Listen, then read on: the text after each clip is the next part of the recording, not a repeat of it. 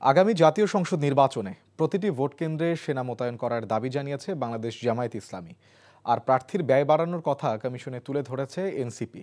রাজনৈতিক দলগুলোর সাথে নির্বাচন কমিশনের ধারাবাহিক সংলাপের অংশ হিসেবে আলোচনায় অংশ নিয়ে আজ এমন দাবি জানায় দলটি। রাজধানীর আগারগাঁওয়ে নির্বাচন ভবনে এই সংলাপ অনুষ্ঠিত হচ্ছে।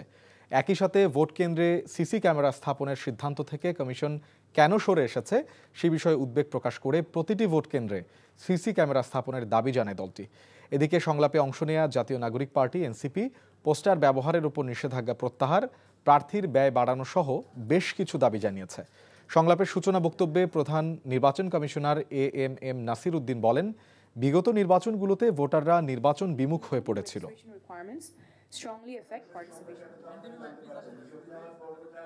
আচরণবিধি প্রস্তুত করাটা বড় কাজ নয়, আচরণবিধি পরিপালনটাই হচ্ছে গুরুত্বপূর্ণ। এটা সুন্দর নির্বাচনের জন্য আচরণবিধি পরিপালনটাই হচ্ছে গুরুত্বপূর্ণ। তো আমাদের প্রত্যাশা যে আমাদের রাজনৈতিক দলগুলো এই আচরণবিধি পরিপালনে তাদের এক্সপেক্টেড রোলটা প্লে করবেন, এটা হচ্ছে আমাদের একটা প্রত্যাশা। দর্শক, নির্বাচন কমিশন ভবনে এই মুহূর্তে আছেন আমাদের স্টাফ করেসপন্ডেন্ট নূর হোসেন। আমরা সরাসরি যুক্ত হচ্ছি তার সাথে। নূর, নির্বাচন কমিশনের সাথে যে রাজনৈতিক দলগুলোর বৈঠক হচ্ছে সে বিষয়ে সবশেষ কি তথ্য রয়েছে আপনার কাছে?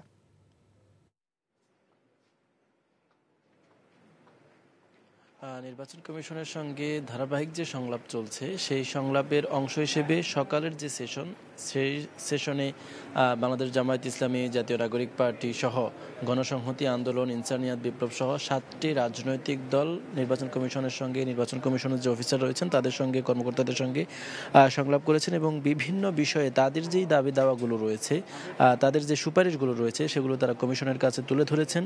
এবং কিছুক্ষণ আগে তাদের যে সংলাপ সে অংশটুকু শেষ হয়েছে এবং এই মুহূর্তে কিছুক্ষণ বিরতি চলছে এবং কিছুক্ষণের মধ্যে আমরা খবর পেয়েছি বাংলাদেশ জাতীয়তাবাদী দল বিএনপি সহ আরও 6টি যে রাজনৈতিক দল রয়েছে তাদের সঙ্গে বিকেলের সেশনটি শুরু হবে এবং তাদের একটি রাজনৈতিক দল এই মুহূর্তে নির্বাচন কমিশন ভবনে এসে উপস্থিত হয়েছেন এবং বাকিগুলো কয়েক মিনিটের মধ্যে এসে উপস্থিত হতে পারে বলে আমাদেরকে জানিয়েছে।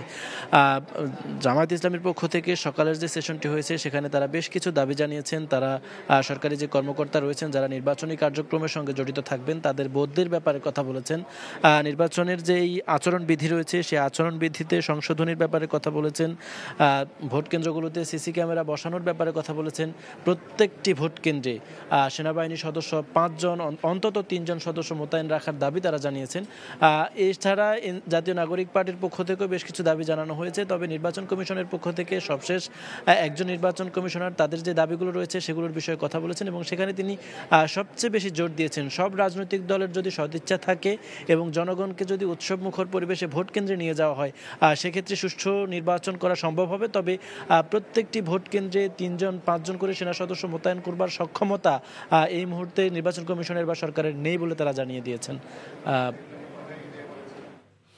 দর্শক, জানছিলাম ইসির সাথে রাজনৈতিক দলগুলোর বৈঠকের খবরাখবর।